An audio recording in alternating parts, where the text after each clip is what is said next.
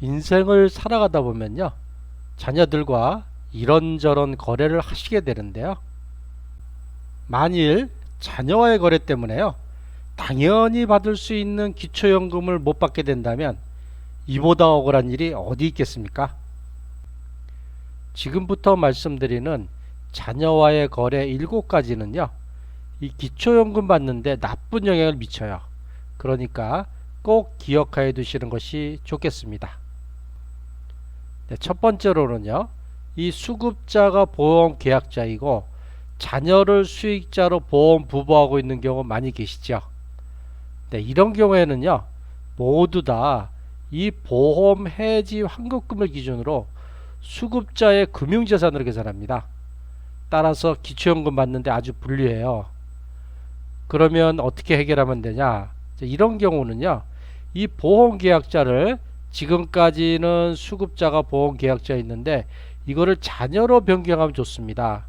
그렇게 되면은요, 이 보험 해지 환급금이 한 번에 줄어드는 건 아니고요, 1년에 약 3천만 원씩 줄어들어 가지고 시간이 지나면서 점점 기초연금 받는데 유리해지게 되겠습니다. 네, 두 번째로는요, 고급 자동차를 자녀와 공동명의로 소유하는 경우에요. 네, 고급 자동차 탈락이란 무엇인가요? 차량가액 4천만 원 이상의 차량을 보유하고 있으면 소득 인정액이 아무리 낮아도 기초연금을 못 받게 되세요. 자, 이런 경우는 어떤 경우냐면, 자, 차량가액 4천만 원 이상을 본인이 소유하거나 또는 배우자가 소유하거나, 이때 배우자가 65세 미만도 똑같이 해당됩니다. 또는 본인이나 배우자는 없는데 그냥 자녀와 공동명의로 있어요. 지분이 1%만 있어도 이러한 차량은 모두 고급 자동차로 해서 기초연금에 탈락하게 된다. 이거는 꼭 좀 기억하시면 좋겠습니다. 네, 세 번째로는요, 이 자녀로부터 현금을 빌리는 경우에요. 이 자녀로부터 현금을 빌리면요, 이 차용증을 쓰거나 공증인이 작성한 공정조서를 제출해도요, 부채로 인정받지를 못해요. 일반적으로 은행이나 이런 금융권에서 대출을 받으면 부채로 인정을 받아서 기초연금 받는데 좀 유리하신데요, 자녀로부터 빌리는 경우는 부채로 인정받지 못합니다. 그러나 예외가 하나 있긴 있어요. 무엇이냐면, 이 법원의 판결문이나 화해 조정조서로 대출 금액이 확인되면 그때는 부채로 인정해주고 있습니다. 네, 네 번째로는요, 이 자녀와 임대차 계약을 하는 경우에요, 자녀와 또는 그 배우자에게 집을 전세 주어서 임대차하는 경우는 그 임대보증금에 대해서 부채로 인정을 못 받아요. 일반적으로 자녀가 아닌 다른 분한테 임대차 계약을 하면 그 집의 시가 표준액의 50% 범위 내에서 부채로 인정받기 때문에 기초연금 받는데 유리한데요, 이렇게 자녀나 또는 그 배우자한테 임대차 계약을 하면 부채로 인정받지 못하기 때문에 많이 불리하게 되겠습니다. 여기도 예외는 하나 있어요. 무엇이냐면, 그 계약이 2007년 10월 15일 이전에 임대차 계약이 체결이 되고 이것이 공적기관에 확인된 경우에는 부채로 인정해주고 있습니다. 네, 다섯 번째로는요, 자녀에게 사업자 명의를 대여해 준 경우에요. 자, 어떠한 이유로든 자녀가 아버님, 어머님, 제가 사업을 좀 하는데 제 명의로 하기가 어려우니까 명의 좀 빌려주세요. 이렇게 해서 자녀가 운영하는 사업자 명의가 이 기초연금 수급 대상자 명의로 되어 있으면요, 그 사업장이 잘 돼가고 소득이 발생할 거 아닙니까? 이 사업소득이 발생하면 국세청 신고해야 되는데, 이 사업소득은 모두 이 사업장 명의가 기초연금 대상자의 명의로 되어 있기 때문에 이 기초연금 수급 대상자의 소득으로 반영되니까 기초연금 받는데 아주 불리합니다. 얼마나 불리하냐 하면, 만약에 사업소득이 한 달에 100만 원이 났다 그러면 소득 인정액을 100만 원을 바로 인정을 해요. 그러니까 사업소득이 많으면 기초연금 받기가 사실상 어렵다, 이렇게 보셔도 될 것 같습니다. 네, 여섯 번째로는요, 이 시가 표준의 6억 원 이상의 자녀 소유집에 주소지하는 경우에요. 그러니까 뭐 단순히 그냥 자녀 소유집에 얼마 동안 있는 거, 이런 건 상관이 없는데 실제로 자녀 소유집에 같이 살면서 주소지도 같이 있는 경우, 이럴 때는 그 무료 임차 소득으로 추가 계산해요. 계산을 어떻게 하냐면 그 집 시가 표준액에 곱하기 0.78% 나누기 12개월 합니다. 이때 꼭 기억하셔야 될 거는 이 시가 표준액 6억 원 이상인 경우에만 무료 임차 소득을 계산하는 겁니다. 만약에 시가 표준액이 5억 원 집에 자녀 소유집에 같이 주소지 해도 무료 임차 소득은 계산 안 합니다.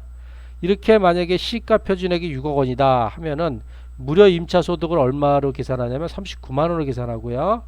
만약에 주택 시가 표준액이 10억 원의 집에 같이 있다 라고 하면 65만 원을 계산하고요. 만약 주택 시가 표준액이 20억 원의 집에 있다, 그럼 130만 원을 추가로 무료 임차 소득으로 계산하니까 기초연금 받는 데는 좀 불리하게 되겠습니다. 네, 7번째로는요. 이것은 불리한 게 아니에요. 좀 유리한 겁니다. 네, 자녀에게 재산이나 현금을 증여시 어떻게 계산되냐, 이거에 대해 설명을 좀 드리려고 하는데요. 만약에 자녀에게 재산이나 현금을 증여하면 이 금액이 일시에 차감되지 않아요. 만약에 1억 원을 증여했다, 그 1억 원이 바로 차감되지는 않고요. 이 자연적 소비 금액이라 그래서 이만큼씩 차감돼서 계산합니다. 어떻게 보면은 계속 차감돼서 줄어들기 때문에 나의 재산이 줄어드니까 시간이 갈수록 기초연금 받는 데는 좀 유리하다, 이렇게 볼 수 있는데요. 자연적 소비 금액이랑 어떻게 주냐면 이 단독 가구는 한 달에 230만 원, 부부 가구는 280만 원씩을 준다고 계산하는 거예요. 그러니까 단독 가구는 한 달에 235만 7,329만 원어치를 소비할 거다. 부부 가구는 한 달에 286만 4,957원 정도를 소비할 거다. 그래서 그만큼씩을 차감을 해줘요. 자, 한 달에 이렇게 차감을 해주니까 단독 가구는 1년 차감을 하면 2,800만 원이 되고요. 부부 가구는 1년 차감을 하면 3,400만 원이 돼요. 그래서 만약에 자녀에게 1억 원을 증여했다, 그럼 이것이 한 번에 줄어드는 건 아니지만 한 달에 230만 원이나 또는 280만 원이 줄어들기 때문에 단독 가구는 42개월이 지나면 1억 원이 0원이 되고요. 부부 가구는 35개월이 지나면 1억 원이 0원이 돼요.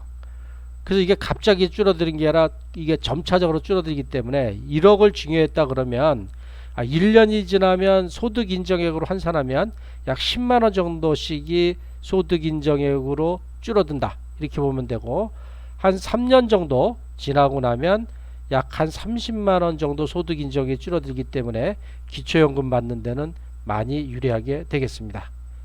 그런데 계속 말씀드리지만 이 자녀에게 증여하는 거는 또 다른 문제가 발생할 수도 있기 때문에 이걸 신중하게 잘 생각하셔서 하시는 것이 좋겠습니다. 네, 자녀와 이런저런 거래를 안 할 수는 없죠.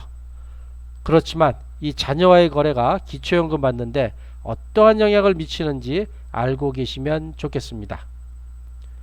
네, 지금까지 고향과 일산 지역에서 아들과 딸의 정성과 사랑으로 어르신을 돌보고 있는 아들딸 방문 요양의 대표 배종일이었습니다. 네, 제가 이 고향과 일산 지역에 있는 노인분들이나 이 노인분들을 돌보는 가족분들을 위해서 특별한 혜택을 제공하고 있는데요. 그것이 무엇이냐면 이 노인장기 요양보험에 의해서 등급 판정을 받으면 노인 돌봄 서비스를 한 달 내내 아주 저렴한 비용으로 받을 수 있어요. 그런데 이 등급 판정 받는 방법이 이렇게 쉽지가 않아요. 그래서 제가 이 등급 판정 받는 방법에 대해서 무료로 도움을 제공하고 있습니다. 네, 크게 세 가지 방법이 있는데요. 그게 무엇이냐면 첫 번째로는 이 아들딸 방문 요양 홈페이지나 또 유튜브를 검색하시면 여기에 등급 판정 받는 방법에 대한 자료가 많이 있어요. 이걸 보시면 도움이 되시고요. 두 번째로는 제가 이 등급 판정 받는 방법 설명회를 개최하고 있습니다. 여기에 참석하시는 건데요. 매월 첫째 주나 둘째 주, 셋째 주는 화요일 10시에서 11시에 하고 있고요. 넷째 주는 화요일 저녁 7시에서 8시에 하고 있습니다. 네, 설명회 하는 장소는요. 고양시 일산서구 주역동 18-2 서현프라자 417호에서 하고 있으니까 부담 없이 참석하시면 많은 도움이 되겠습니다. 네, 마지막 세 번째로는요. 이 아들딸 방문 요양 상담센터로 전화 상담하시는 거예요. 070-4800-2323으로 전화 주시면 제가 친절하게 잘 알려드리도록 하겠습니다. 네, 지금까지 동영상 들으시려고 고생이 많으셨습니다. 항상 건강하고 행복하십시오. 감사합니다.